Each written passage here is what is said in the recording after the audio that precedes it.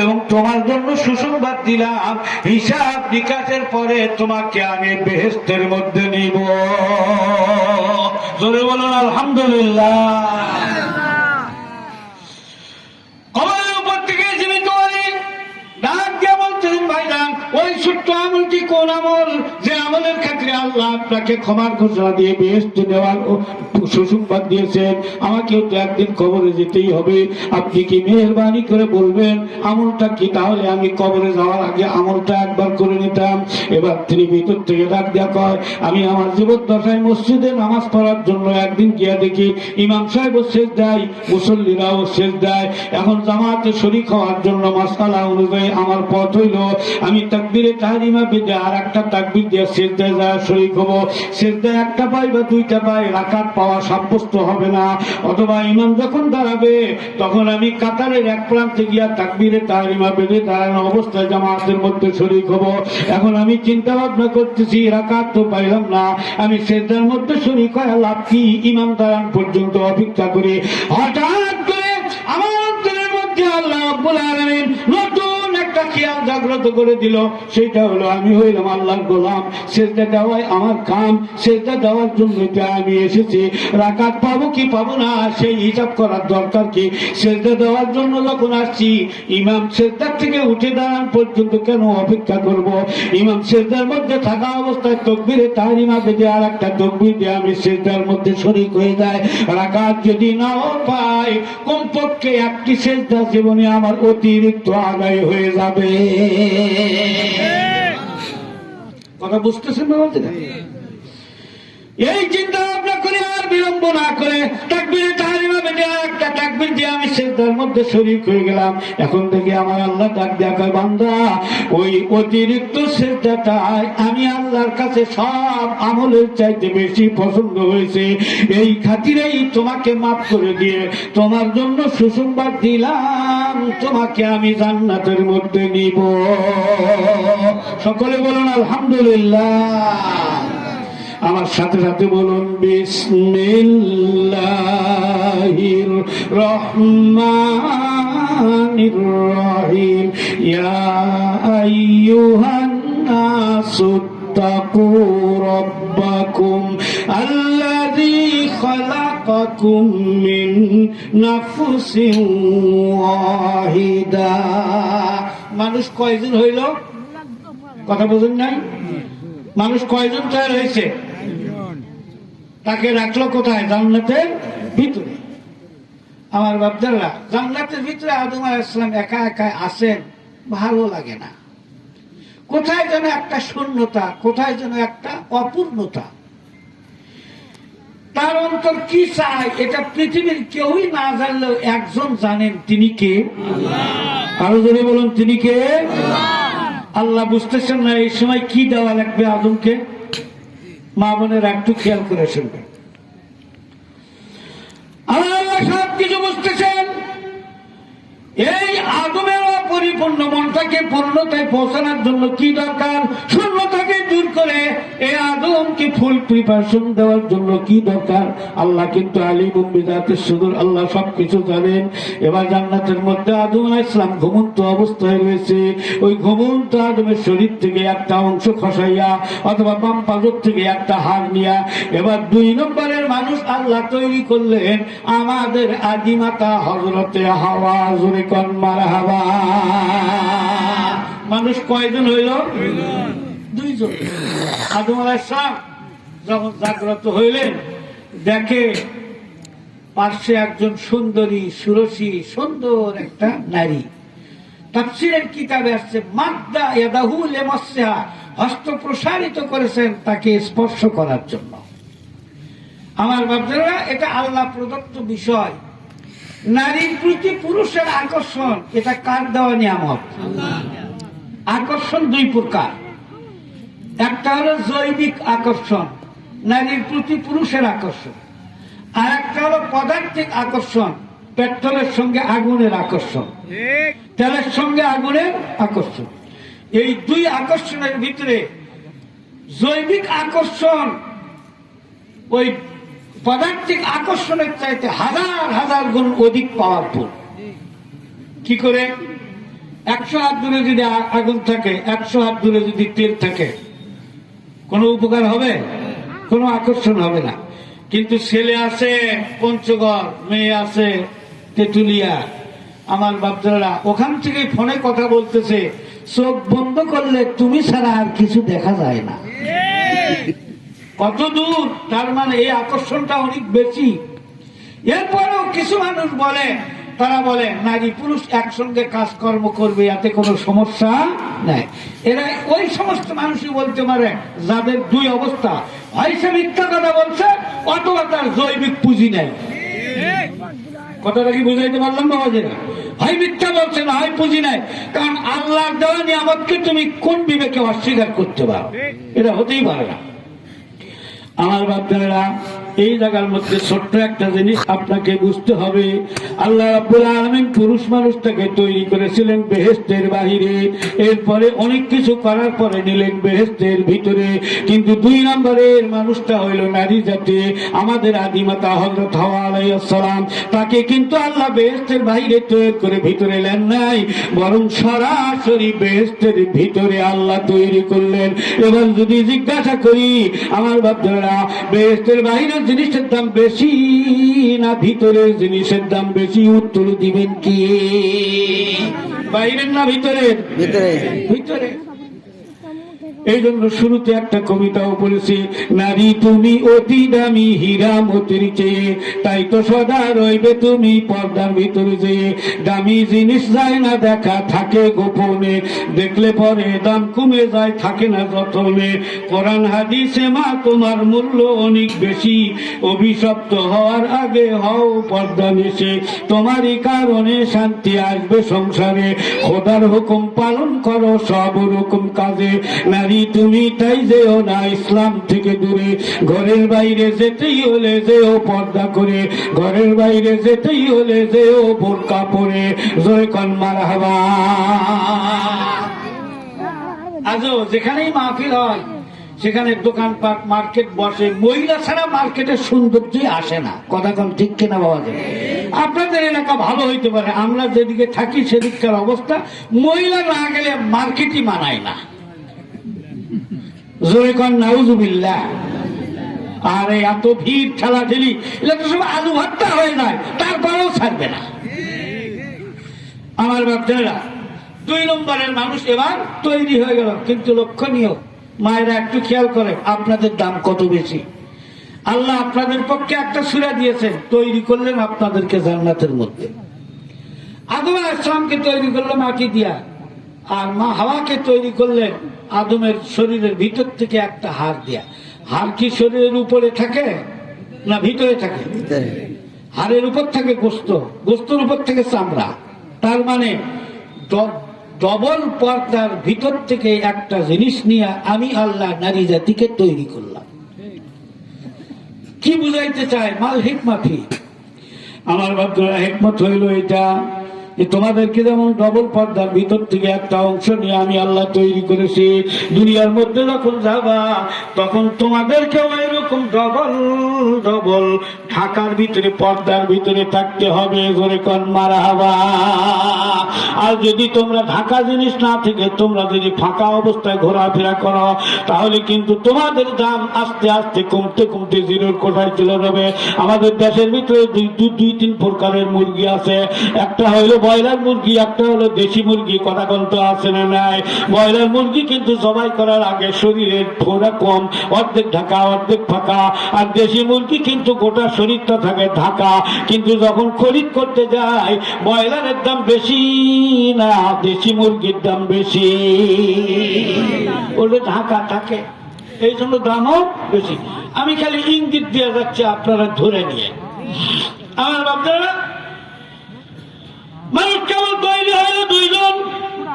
হযরত আদম আলাইহিস সালাম যখন স্পর্শ করতে চাইলেন, আমার আল্লাহ কুদরতি কণ্ঠস্বর দিয়া ডাক দিয়া বললেন, হাত সরায় নাও। আমাদের আব্বা একটু শরম পাইলেন, মাথা নিচু করলেন। এবার ফেরেশতাদের মাধ্যমে প্রস্তাব দেওয়া হইল, তুমি কি বিয়ে করতে চাও, তোমার জন্য এটা বৈধ করে দেওয়া হবে, তবে মোহর দিতে হবে। কি দেওয়া লাগবে? আদম আলাইহিস সালাম ডাক্তার বললেন, আমার তো টাকা নাই, পয়সা নাই, কিছু নাই, আমি তো আল্লাহর মেহমান, মোহর দিব কোথায় থেকে? আল্লাহ রাব্বুল আলামিন ফেরেশতাদের মাধ্যমে জানায় দিল, আখিরি জামানার পয়গম্বর মুহাম্মদুর রাসূলুল্লাহ সাল্লাল্লাহু আলাইহি ওয়াসাল্লামের প্রতি কয়েকবার দরুদ শরীফ পড়ো, এইটাই হবে তোমার জন্য মোহর। তাফসীরে জালালাইন শরীফের টিকার মধ্যে এসেছে 3 বার অথবা 17 বার দরুদ শরীফ পড়ার জন্য হযরত আদম আলাইহিস সালাম আদিষ্ট হয়েছেন। উনি একটাও বাকি রাখেন নাই। 3 বারের হুকুম প্রাপ্ত হইলে পরিপূর্ণ 3 বারে দরুদ শরীফ পড়েছে। 17 বারের হুকুম যদি হয় তাহলে 17 বার পরিপূর্ণ দরুদ শরীফ পড়েছে। তার মানে মোহর একটাও বাকি রাখে নাই, আগেই সব পরিশোধ করে দিয়েছেন। আমার আপনার অবস্থা কি? বাড়িতে গিয়া খোঁজ খবর নেন, নিজকে নিজে জিজ্ঞাসা করেন, বিবাহ করেছি 50 বছর আগে, এখনো মোহর বাকি আছে। কথা কোন ঠিক কিনা? আমাদের আব্বা কিন্তু বাকি রাখে নাই, আমরা এখনো বাকি রাখছি। ওয়াজ শুনলে কি লাভ, জানলে কি লাভ? ওয়াজ শুনলে কি লাভ, জানলে কি লাভ? লাভ হবে তার আমলে, আমলেও লাভ হবে না নবীর প্রেম না থাকলে। নবীর প্রেম থাকলে পরে কম আমলে লাভ হবে। শাফাআত করবেন নবী কাল হাসরের ময়দানে। ও আমার বন্ধুগণ, এবার মানুষ হইল কেবলমাত্র 2 জন, একজন হইল পুরুষ আর একজন হইল নারী। অনিবার্য কারণবশত আল্লাহ রাব্বুল আলামিন তাদেরকে দুনিয়াতে পাঠাইলেন। এই দুনিয়াতে আসার পরে তাদের সাংসারিক জীবনযাত্রা শুরু হয়ে গেল। কিন্তু আজ থেকে 1500 বছর পূর্বে নারীদেরকে মানুষই মনে করা হইতো না। আমার আল্লাহ তাদের নামে সূরা একটি নাযিল করে দিয়া বলতেছেন, শুধু পুরুষেরাই মানুষ না, মহিলারাও হইল মানুষ। পুরুষেরা যেমন মানুষ, মহিলারাও তেমন মানুষ। পুরুষদের জন্য যেমন হক আছে, অধিকার আছে, আবার পুরুষদের নিকটেও মহিলাদের অনেক রকমের হক এবং অধিকার আছে। জোরে কোন মারহাবা। অতএব আল্লাহ পাশাপাশি শুরুতে কি বলতেছেন? ইত্তাকু রাব্বাকুম, তোমরা তোমাদের রবকে ভয় করো। কাকে ভয় করতে হবে? ভয় করতে হবে। এর কারণ পর্যন্ত উল্লেখ করা হয়েছে, যেহেতু তিনি তোমাদের রব, তার মানে তিনি তোমাদের সৃষ্টিকর্তা, তিনি তোমাদের রিজিক দাতা, তিনি তোমাদের বিপদের রক্ষাকারী, তিনি হইলেন তোমাদের বিধানদাতা। যিনি তোমাদেরকে সৃষ্টি করলেন, যিনি তোমাদেরকে জীবন যাপনের জন্য রিজিকের ব্যবস্থা করে দিয়েছেন, তিনি তাকে তোমরা ভয় করো। আমার বাচ্চারা, আপনারা বলতে পারেন আল্লাহকে কেন ভয় করা লাগবে? আল্লাহ তো রহমান, আল্লাহ তো রহিম। কথা কোন ঠিক কিনা? আল্লাহ তো হইল অতি দাতা, অতি দয়ালু, তাকে কেন ভয় করব? তার পেছনে কারণ হইল আল্লাহ যেমন রহমান, যেমন রহিম, তেমন আল্লাহ হইলেন কাহার, আল্লাহ হইলেন জাব্বার, আল্লাহ হইলেন শাদীদুল ইকাব। আল্লাহ মহারাগে রাগান্বিত এবং আল্লাহ প্রতিশোধ গ্রহণে অত্যন্ত কঠোর, শাস্তি দানেও আল্লাহ অত্যন্ত কঠোর। ঠিক আছে, যারা আল্লাহকে মানবে তাদের জন্য রহমান, রহিম, গফফার, সাত্তার। আর যারা মানবে না তাদের জন্য আল্লাহ মহারাগে রাগান্বিত। এই জন্য আল্লাহকে ভয় করতে হবে, আশাও রাখতে হবে। ইত্তাকু রাব্বাকুম, আল্লাহকে ভয় করো। আমার বাচ্চারা, দুনিয়াতে আসার পর মহিলাদের হইল বিপদ। কিছু মানুষ আছে ইতিপূর্বে, তারা খালি মহিলাদেরকে ঘর থেকে বের করার জন্য বিভিন্ন রকমের বক্তৃতা উৎসাহিত করতো। কথা কোন ঠিক কিনা? আসলে শিয়ালে মুরগি ডাকা নিয়ে বলতেছে জনসমাবেশ দিয়া, যে তোমরা দিনের বেলাও ঠিক মতো খাইতে পড়তে পারো না, মানুষের সামনে গেলেই তোমাদেরকে ঝাঁটা মারে, তোমাদেরকে তাড়া দেয়, রাত্রে বেলাও দেখি মালিক তোমাদেরকে ঘরের ভিতরে বন্দি করে রাখে। তো তোমরা এক কাজ করো, আন্দোলন করো যে রাত্রে আর আমরা বন্দি থাকবো না। পরামর্শ দিচ্ছে কে? শিয়ালে। শিয়াল বলুন তো। এখন মুরগি আন্দোলন করতেছে। মুরগি ওটা বলে নাই যে রাত্রিবেলা বের হইলে লাভ কার বেশি হবে, ওটা কিন্তু বুঝে নাই। এই শিয়াল মার্কা কিছু মানুষ যারা আল্লাহ মানে না, রসুল মানে না, মহিলাদেরকে ঘরের থেকে বের করার জন্য বহুমুখী ষড়যন্ত্র করেছে। তারা অনেকটা সফল হয়েছে, তবে সব জায়গাতে সফল হইতে পারে নাই। আমার বন্ধুগণ, মহিলাদের মধ্যে আজও কিছু মানুষ আছে যারা আল্লাহকে এতই ভয় করে যে জীবন দিতে রাজি, কিন্তু আল্লাহর হুকুম ছাড়তে রাজি না। কথা বলেন, আছে না নাই? বাস্তব একটা গল্প আপনাদেরকে শোনাইতেছি। সিঙ্গাপুরের মুসলিম পরিবারের একটা ধনাঢ্য পরিবার, অসুস্থ হয়েছে তাদের মা, বাবা নাই, 4 জন সন্তান। 4 জন সন্তান, জায়গা জমি টাকা পয়সার কোনো অভাব নাই। আমার বাচ্চারা চিকিৎসা করতেছে, কিন্তু ভালো হয় আবার খারাপ হয়, ভালো হয় আবার খারাপ হয়।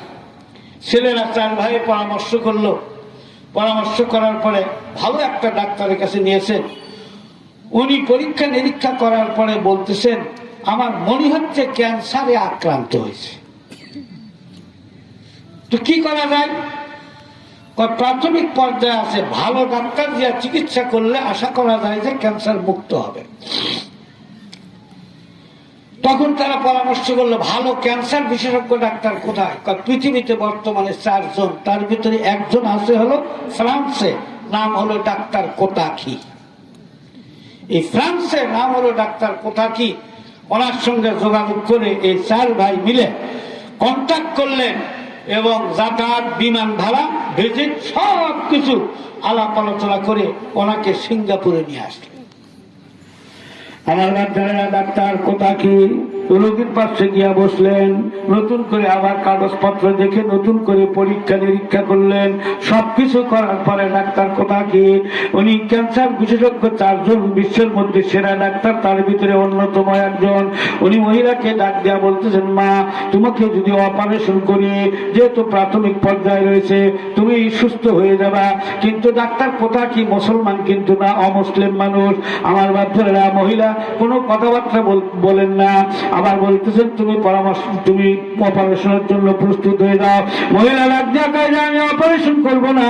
আমার বাচ্চারা ডাক্তার কোতাকি বারবার বুঝাবার চেষ্টা করলো, যতই বুঝাই মহিলা শুধু বলে না, আমি অপারেশন করতে পারবো না। শেষ পর্যন্ত ডাক্তার কোতাকি ডাক দিয়া বললেন, আমি নিজে অপারেশন করব, ভয়ের কোনো কারণ নাই। আপনার চাইতে জটিল কঠিন ক্যান্সার রোগীকে আমি অপারেশন করেছি, তারা বর্তমানে সুস্থ আছে। আমার বাচ্চারা এবার মহিলা বলতেছেন, না, আমি তো জানি আপনি নিজে অপারেশন করবেন, আমি অপারেশন করতে রাজি না। শেষ পর্যন্ত ডাক্তার কোতাকি রাগান্বিত হয়ে আমার বাচ্চা ধমক দিয়া ডাক দিয়া কয়, আপনি যদি অপারেশন না করেন তাহলে নির্ঘাত অল্প দিনের মধ্যেই ক্যান্সার বৃদ্ধি হবে, আপনি মৃত্যু মুখে পতিত হয়ে যাবেন। ঠিক এই মুহূর্তে ওই মহিলাও রাগান্বিত অবস্থায় মাথা নিচের দিকে করে ডাক দিয়া বলতে লাগলো, আপনি এখান থেকে চলে যান, আমার হায়াত মৌতের মালিক আপনি না, হায়াত মৌতের মালিক আমার আল্লাহ।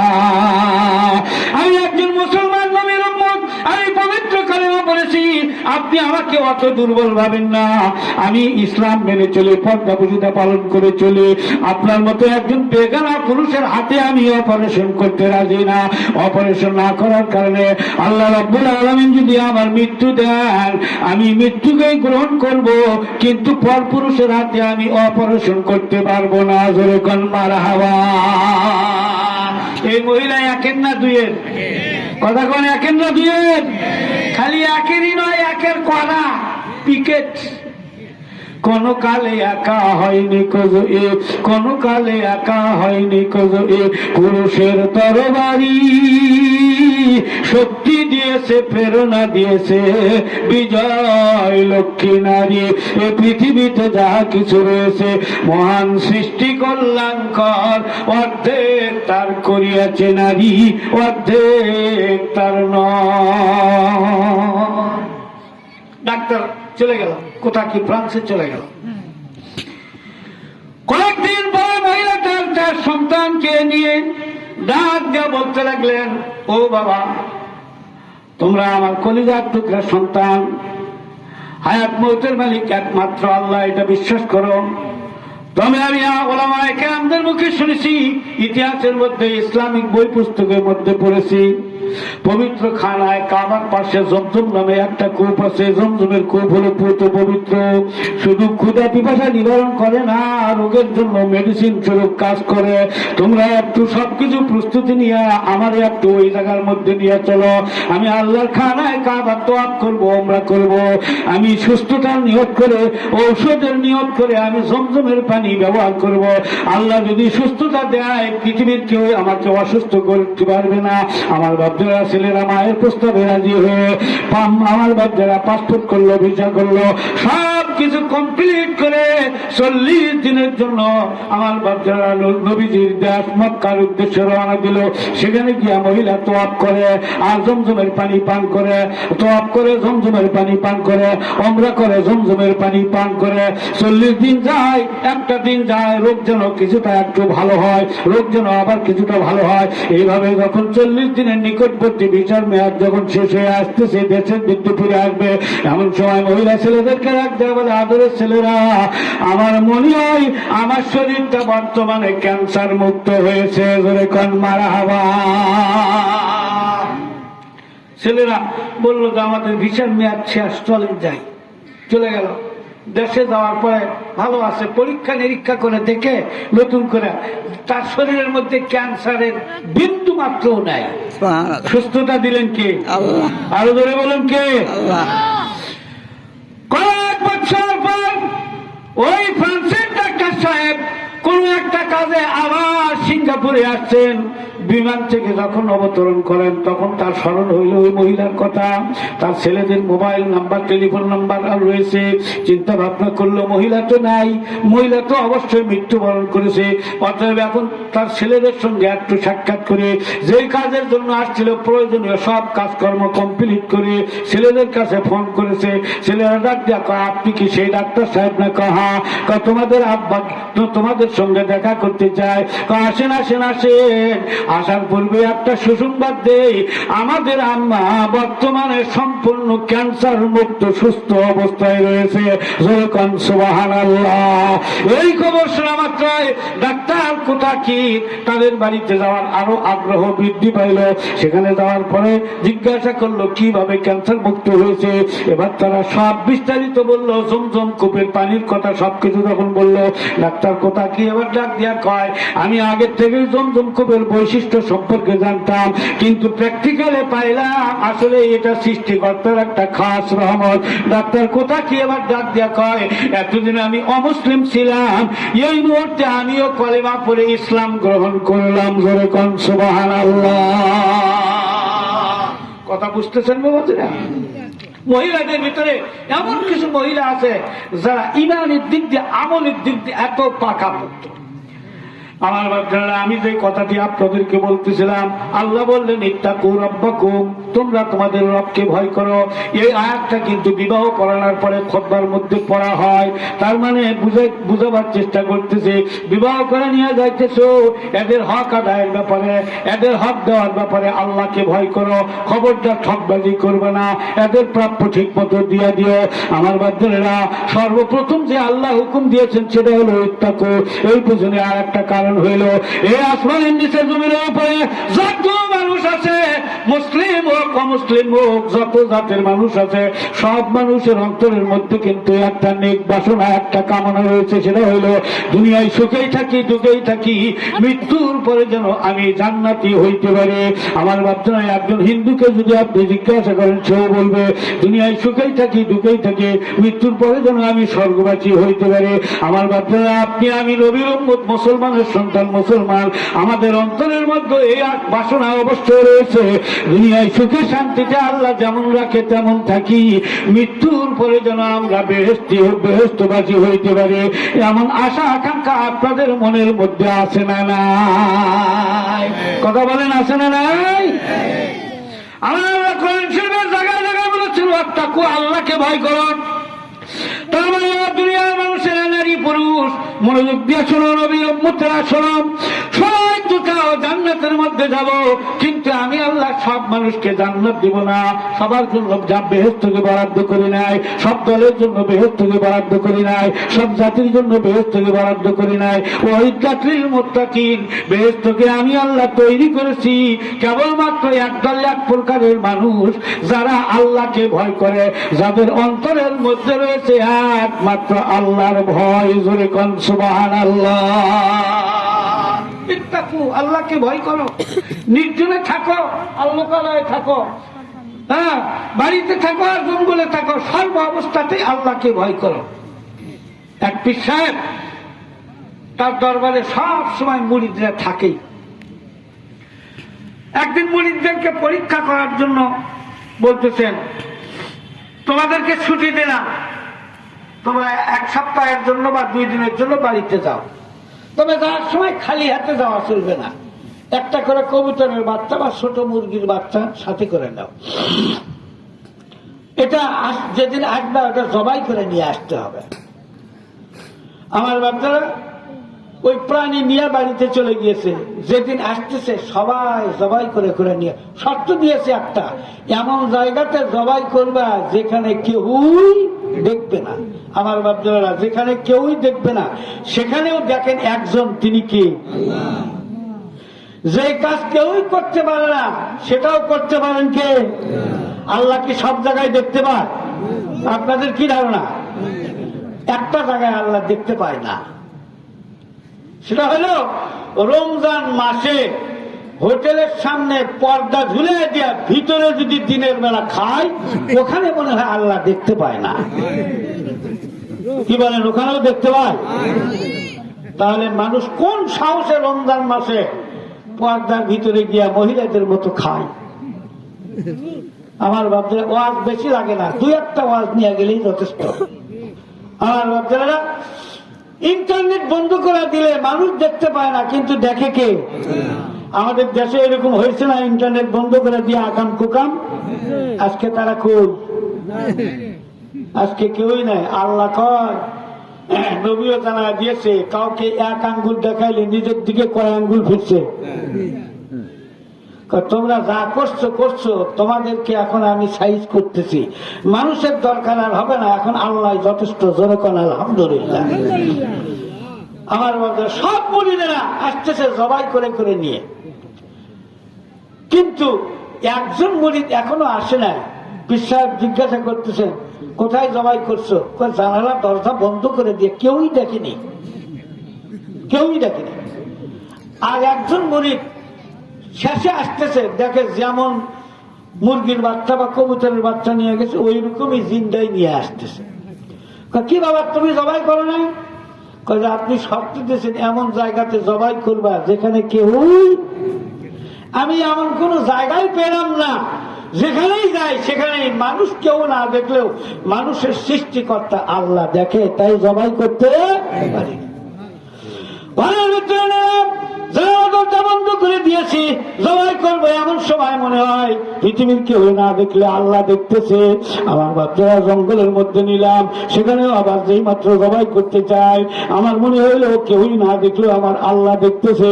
আমার বাচ্চারা আধ্যাত্মিক সম্রাট শাহেখ মসলিউদ্দিন সিরাজি শেখ সাদি রহমাতুল্লাহ আলাই, উনি বলতেছেন, পশে পর্দা বিন দামল হায় বদ হামা পর্দা পুষদ দেবালায় খদ। আমার বাচ্চারা আল্লাহর কোন বান্দা অথবা বান্দি আমাবস্যার ঘুটঘুটে অন্ধকারের মধ্যে, গভীর জঙ্গলের মধ্যেও যদি কোনো গুনার কাজ অথবা কোনো নেকির কাজ করে, পৃথিবীর কেউই যদি দেখতে না পায়, সেইটাও দেখতে পান একমাত্র আমার আল্লাহ। জোরে কোন সুবহানাল্লাহ।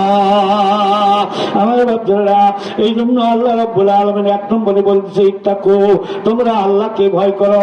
আমার বন্ধুগণ, যারা আল্লাহকে ভয় করবে তারা রমজান মাসে রোজা না রাখা পারবে না। যারা আল্লাহকে ভয় করবে তারা কিন্তু নামাজ বাদ দিতে পারবে না।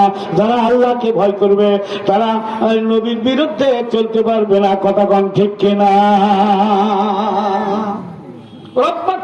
রবকে ভয় করো। এই রব শব্দটি কোরআন শরীফের প্রথম আয়াতে আছে, আলহামদুলিল্লাহ রব্বিল। কবরে গিয়া সর্বপ্রথম প্রশ্ন হবে কি? জোরে কন, মান রব্বুকা, তোমার রবকে। এখন আমি যদি বলি আমি বিএনপির সভাপতি, উত্তরে ফেরেশতা বলল মান রব্বুকা, তোমার রবকে? আমি উত্তর দিলাম আমি বিএনপির সভাপতি। পিঠের চামড়া থাকবে? কথা বলেন, চামড়া থাকবে? আহা, দুনিয়ায় যারা রবের হক আদায় করেছে, দুনিয়ায় যারা রবকে মেনে চলেছে, আমার বাচ্চা রবের আদেশ মেনে নিয়েছে, রবের নিষেধকে বর্জন করে চলেছে, যখন কবরে ফেরেশতারা প্রশ্ন করবে মান রব্বুকা, তোমার রবকে, অটোমেটিক আল্লাহর পক্ষ থেকে তাদের মুখের মধ্যে উচ্চারণ হবে রব্বি আল্লাহ, আমার রব হইলেন আমার আল্লাহ। আল্লাহর হক হইল আল্লাহর ইবাদত করা, আল্লাহর সঙ্গে কাউকে শরীক না করা, আল্লাহর আদেশগুলি মানা, আল্লাহর নিষেধগুলিকে বর্জন করা। আমার বাচ্চারা, মানুষ নারী হোক পুরুষ হোক, মানুষের ভিতরে একটা স্বভাব আছে, নেকির কাম করতে সবাই আগ্রহী, কিন্তু গুনার থেকে বাঁচতে তেমন আগ্রহ দেখা যায় না। কতক্ষণ ঠিক কিনা? নেকির কাজ করাও যেমন ইবাদত, গুনার থেকে বাঁচাও হইল তেমন ইবাদত। দুইটার বিনিময়ে, দুইটার কারণেই আল্লাহ বরাদ্দ করেছেন জান্নাত। আমার বাচ্চারা, এরপরে প্রশ্ন যখন আসবে মামা দিন উকা, তোমার দিন কি?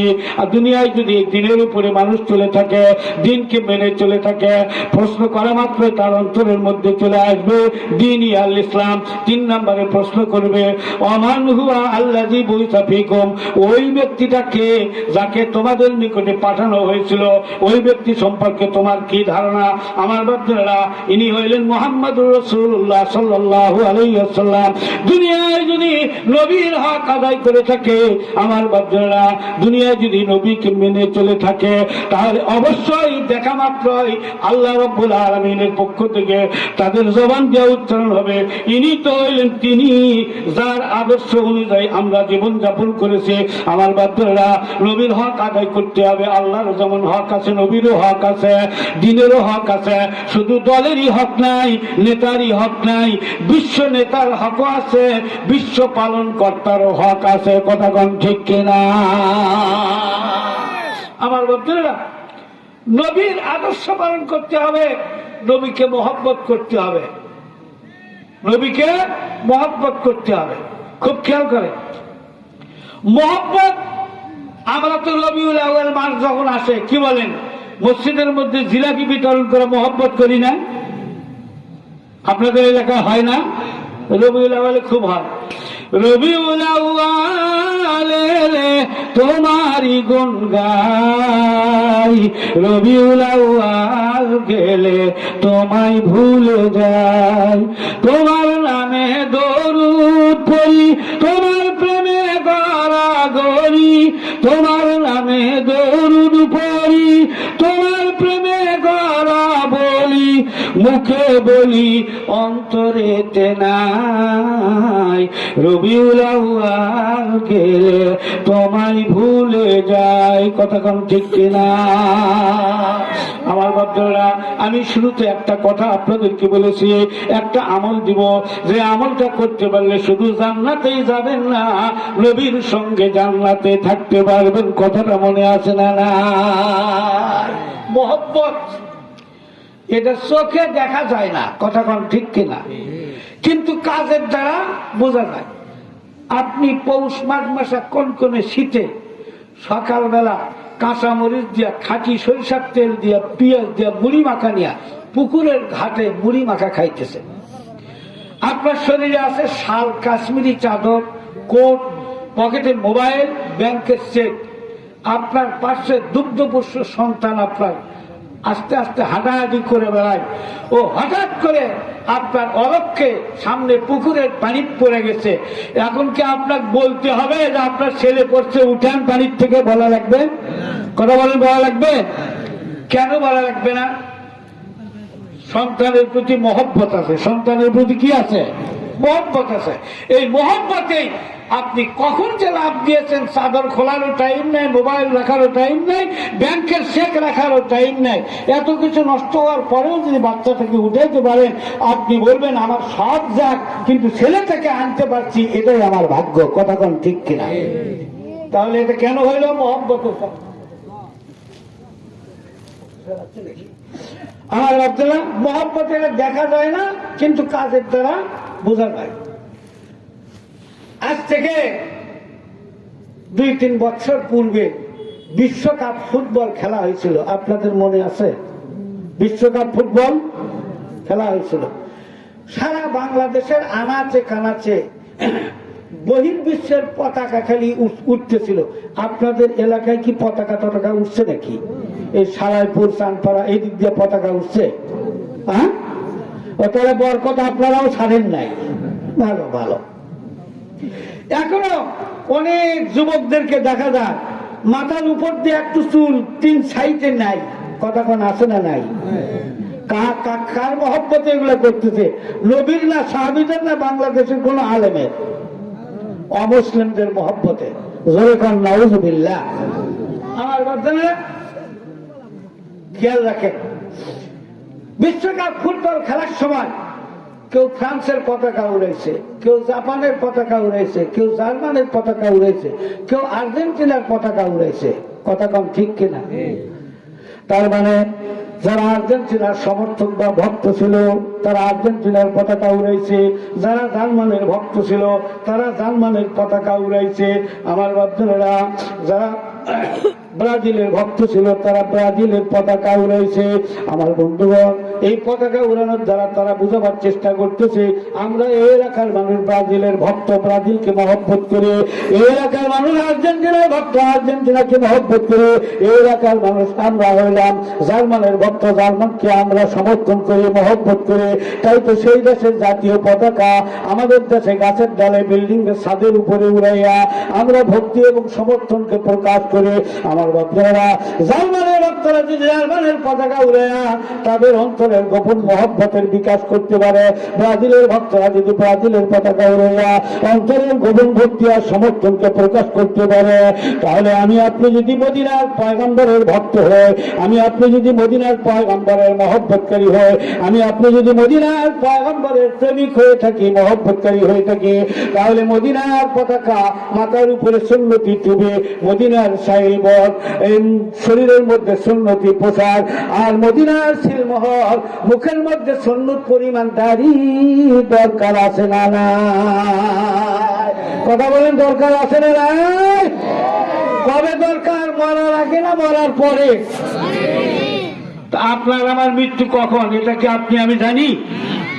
তাহলে এখানে এই বসার থেকে ওঠার আগেই নিয়ত করে নিতে হবে যে আজকের থেকে আমরা নবীর মহব্বতকারীরা আমরা নবীর সুন্নত অনুযায়ী চলবো। রাজি আছেন? আগে তো বলছি আমলের নিয়তে আসছেন কিনা? আমার বাচ্চারা খুব মনে রাখবেন, আপনাদের এলাকার মধ্যে মানুষ যখন মৃত্যুবরণ করে, লাশটাকে যখন কবরে রাখে, তখন একটা দোয়া পড়ে। দোয়াটা জানেন কিনা? দোয়াটা জানেন না? বিসমিল্লাহি আলা মিল্লাতি রাসূলিল্লাহ। তার মানে আল্লাহর নামের সহিত রসুলের তরিকায় আল্লাহর বান্দাকে আমরা রেখে দিলাম।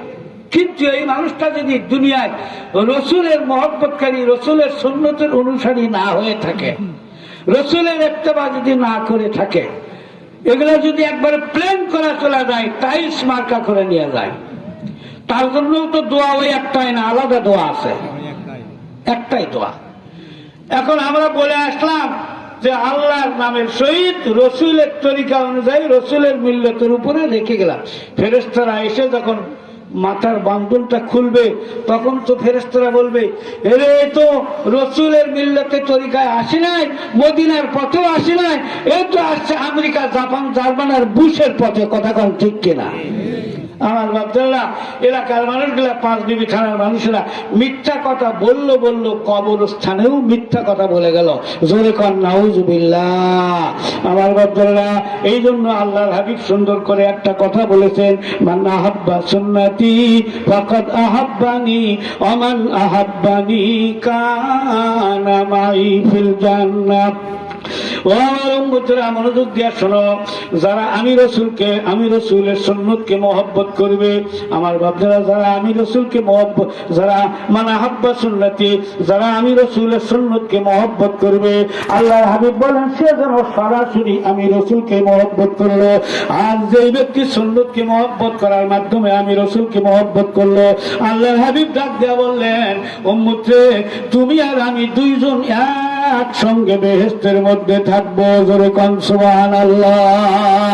ওয়াজ শুনলে কি লাভ, জানলে কি লাভ? লাভ হবে তো আমলেও লাভ হবে না। নবীর প্রেম না থাকলে, নবীর প্রেম থাকলে পরে কম আমলেই লাভ হবে। শাফাআত করবেন নবী কাল হাসরের ময়দানে। জোরে জোরে কোন আলহামদুলিল্লাহ। এবার আমার সাথে সাথে পড়ুন, বিসমিল্লাহির রহমানির রহিম। وخلق منها زوجها وبث منهما رجالا كثيرا ونساء। আমার আল্লাহ ডাক দিয়ে বললেন, সর্বপ্রথম একজন পুরুষ মানুষকে তৈরি করেছে, তিনি হইলেন আমাদের আব্বা আবুল বশর হযরত আদম আলাইহিস সালাতু ওয়াস সালাম। ওনার থেকে ওনার জোড়া সঙ্গিনীকে তৈরি করেছে। এরপরে এই দুইজনের মাধ্যমে অগণিত অসংখ্য রেজালান কাসিরা, অনেক মানুষকে তৈরি করে তামাম পৃথিবীতে আমি আল্লাহ ছড়িয়ে রেখে দিয়েছি। আমার বাপরা, তাহলে মুসলমান হিসাবে দুনিয়ার থেকে বিদায় নিলাম, কাপড়ের কাপড় পরিধান ঠিক মতো করলাম, কিন্তু ওখানে যাওয়ার পরে আমার বন্ধুগণ ফেরেশতারা ডাক দেয়া বলবে, এটা তো রসুলের মিল্লাতে আসে নাই, বুশের মিল্লাতে আসছে। ঠিক অবস্থাটা ওই ধরনের হয়। আমার বাপরা, প্রধান মেহমান হয়তো আসতেছে, আমি আলোচনা শেষের দিকে নিয়ে আসতেছি। বাড়ির থেকে ভাবি সাহেবা অথবা চাচি আম্মা বলে দিয়েছে আমার জন্য একজোড়া বাটা স্যান্ডেল নিয়ে আসবে, খেয়াল করেন। এবার বাজারে গিয়ে দেখে বাটা জুতার দাম অনেক বেশি। চিন্তা ভাবনা করলো, এত দামের জুতা তো আমি নিব না। আমার বাচ্চারা এবার চিন্তা করলো, জুতা নিব অন্য কোম্পানির, আর বাটার দোকানের থেকে একটা প্যাকেট খরিদ করে নিয়ে অন্য কোম্পানির জুতা বাটার প্যাকেটের মধ্যে করে নিয়ে এবার ঝুলাইতে ঝুলাইতে আস্তে আস্তে আস্তে আস্তে বাড়ির দিকে রওনা দিয়েছে। যেই মাত্র বাড়ির নিকটে পৌঁছে যায়, ভাবি সাহেবা বা চাচি সাহেবা দূরের থেকে দেখতেছে লালে লাল টকটকা লেখা আছে ইংরেজিতে বাটা। খুব খুশি হইলো, বাটা জুতা আমার জন্য নিয়ে আসছে। কিন্তু আমার বাপজনেরা যখন প্যাকেটটাকে খুলবে, তখন কি তার ভিতরে বাটা জুতা থাকবে না অন্য কোম্পানির জুতা থাকবে? কথাটা বুঝতে পারছেন? আজকে আমাদের অবস্থা হলো তাই। যদি দুনিয়াতে রসুলের ইত্তেবা না করি, রসুলকে না মানি, রসুলের অনুসরণ যদি না করি, তাহলে কবরে যাওয়ার পরে যখন জিজ্ঞাসা করবে এই ব্যক্তি কে, তখন কিন্তু উত্তরটা সহজেই আমাদের মুখ থেকে বের হবে না। সুতরাং কাজ করতে হবে, রসুলকে মানতে হবে। আমার বাচ্চারা এই 2 রাত ব্যাপী আয়োজিত যুব সমাজের উদ্যোগে এই মাহফিল, আগে বলবেন না সেটা? হ্যাঁ, তাও তো ভালো। আমার বাপদারা, আমি যুবক বাপজানদেরকে বলবো, বড় কষ্ট করে আপনারা মাহফিল দিয়েছেন। যদি এই 2 রাতের মাহফিল থেকে আমরা যদি রসুলের ইত্তেবার সবকটা না নিতে পারি, তাহলে আমরা এত কষ্ট করে লাভটা কি নিলাম? আমার বাপদারা, যুবকেরা বড় মহব্বত করে এই মাহফিলটা দিয়েছে, তাতে আপনারা খুশি না বেজা? জোরে কোন খুশি না বেজা? কে কে খুশি একটু হাত তুলে আল্লাহকে দেখা আছে, জোরে একটা তকবীর দেই। নারায়ে তাকবীর, আল্লাহু তাকবীর। প্রধান বক্তার আগমন ঢাকার পাড়ার যুব সমাজের পক্ষ থেকে প্রধান বক্তার আগমন।